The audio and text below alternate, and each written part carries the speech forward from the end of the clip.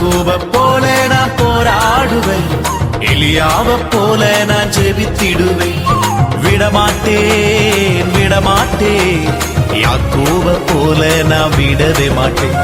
விடமாட்டேன் விடமாட்டேன், யாக்கோப போல நான் விடவே மாட்டேன்.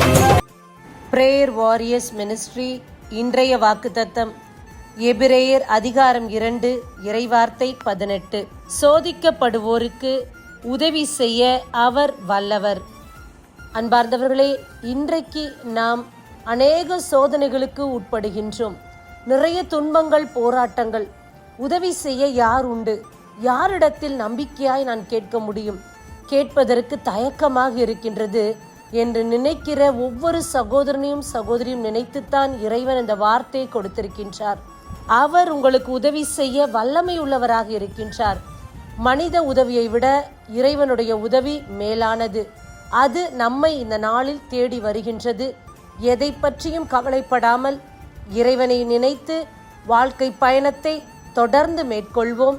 இறைவன் நம்மோடு இருந்து தக்க காலத்தில் உதவி செய்வார். ஆமேன். God bless you. அன்னால போல ஆலயத்தில் அழுது நான் ஜெபித்திடுவேன். என் துக்கம் சந்தோஷமா மாறுவர ஜெபித்திடுவேன். என் துக்கம் சந்தோஷமா மாறுவர ஜெபித்திடுவேன்.